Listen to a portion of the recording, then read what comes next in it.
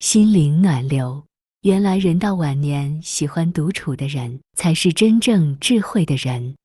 独自一人，享受寂静的晚年时光，似乎成了现代社会中越来越多人追求的生活方式。原来，在年华已逝，经历了风霜雨雪之后，喜欢独处的人才是真正智慧的人。他们用充满智慧的眼光看待生活，并从中获得了无尽的豁达和满足。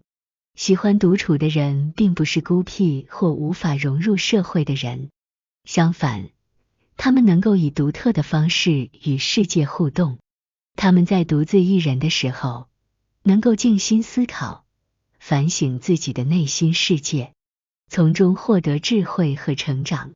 他们不需要依赖外界的确认或依附他人，而是依靠自己的内在力量和智慧，达到真正的自由和快乐。在这篇文章中，我们将探索喜欢独处的人所拥有的智慧和优点，以及为何他们在晚年才体验到这种境界的原因。让我们一起深入了解，并看看如何从中获得启示和智慧，让我们的晚年生活更加丰盛和充实。请记得帮忙订阅、按赞及分享，并留下您的宝贵意见，让我们可以持续创作及分享更精彩有内涵的文章。谢谢。喜欢独处，可以减少不必要的烦恼，能够获得真正的自由和快乐。在喜欢独处的晚年，人们开始体验到独处所带来的智慧和心灵的成长。这种状态让他们能够减少不必要的烦恼，并获得真正的自由和快乐。喜欢独处的人拥有与众不同的思考方式，他们善于与自己独处，并深入探索内在的宝藏。他们能够安静下来，远离外界的干扰和噪音，聆听内心的声音。这种静默的状态让他们能够反思人生，检视过去的经验和教训，并找到更深刻的意义和目标。举个例子，一位喜欢独处的晚年人可能会在一个宁静的角落，坐在自己喜欢的椅子上，阅读一本心灵书籍或写下自己的心情日记。这个时候，他们可以专注于自己的内在世界，感受内心的平静和安宁。这样的经历让他们更加了解自己，增长智慧，并找到生活中真正重要的价值和意义。喜欢独处的智慧并不是孤立的，它与我们与他人的关系密切相关。当我们学会独处并培养内在的智慧时，我们也能更好地与他人建立关联，更好地了解和尊重他们的需求和感受。这种智慧使我们成为更好的伴侣、朋友和家人，并建立更深厚的人际关系。喜欢独处的人也能更好地处理压力和挑战。他们在独处时学会了与自己相处，并管理自己的情绪。当生活中出现困难和挫折时，他们能够保持冷静，思考问题的根源，并找到解决的办法。这种处理压力和挑战的智慧使他们能够更好地应对生活的变化，并维持内心的平和与平衡。喜欢独处的智慧是一种独特而珍贵的资源，它能够帮助我们过上更有意义和丰富的晚年生活。在这个状态下，我们能够深入探索自己的内心世界，增长智慧，并与他人建立更深刻的联系。让我们珍惜并善用这份智慧，让我们的晚年成为充满智慧和幸福的美好时光。喜欢独处会让你减少对孤独的恐惧，能够获得真正的宁静和陪伴。人生中，孤独是难以避免的一部分。然而，晚年喜欢独处的人懂得一个道理：孤独并不意味着寂寞，而是一种可以获得真正的宁静和陪伴的机会。喜欢独处的智慧者明白，孤独是一个独立思考和反思的时刻。在这段时间里，他们可以专注于自己的内心世界，静静地思考人生的意义和价值。他们可以与自己对话，反思过去的经历，并制定未来的计划。这种独处带来的宁静，让他们更加了解自己，找到生命中真正重要的事物。同时，喜欢独处的智慧者并不感到寂寞，因为他们懂得与自然和宇宙连结。他们可以在自然中寻找安慰和慰藉，与大自然共享宁静的时刻。他们可以欣赏一朵花的美丽，聆听树叶的声音，与星空对话。在这样的陪伴中，他们感受到宇宙的存在和力量，并与之融为一体。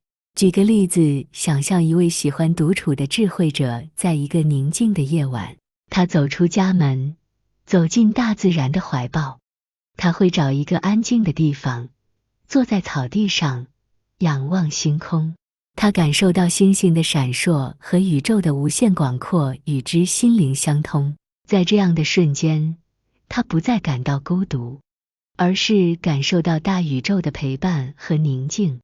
喜欢独处的智慧者减少了对孤独的恐惧，因为他们知道孤独是一个与自己相处的宝贵时刻，是与自己对话和成长的机会。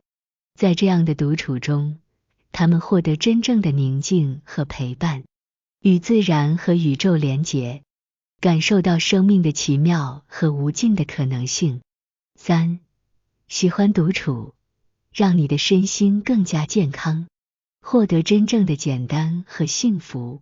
喜欢独处的智慧者往往拥有更加健康的身心状态。他们明白，在忙碌和嘈杂的现代生活中，独处是一种修复和平衡的方式，它能够帮助他们减轻压力，提升精神状态，并获得真正的简单和幸福。首先，喜欢独处的智慧者能够远离外界的干扰和压力。在独处的时刻，他们可以将注意力集中在自己内在的需求和感受上，而不受外界的干扰。这样的独处时间让他们能够疏解压力，释放情绪，并提升身心的平衡。其次，独处也是一种自我反省和修复的时间。智慧者喜欢用这段时间来回顾自己的行为和思想，审视自己的价值观和目标。他们思考过去的经验，从中学习，并制定更明确的人生方向。这样的反省和修复使他们的心智更加健康，能够更好地应对生活中的挑战。喜欢独处的智慧者也懂得简单生活的价值，他们喜欢简化自己的生活，摆脱物质和虚荣的束缚，追求内在的富足和幸福。他们明白幸福来自于内心的平静和满足，而不是外在的物质拥有。因此，他们乐于选择简单的生活方式，将精力和注意力放在对他们而言真正重要的事物上。举个例子，想象一位智慧的独处者，他每天早晨起床后，独自一人在花园中漫步，享受清新的空气和和煦的阳光。他感受到大自然的恩赐和生命的脉动，与花草树木甚至小动物们建立了一种微妙的联系。在这样的独处时刻，他感受到内心的宁静和快乐，并体验到简单生活的真正价值。在繁忙的现代社会中，喜欢独处的智慧者成为了一道独特的风景。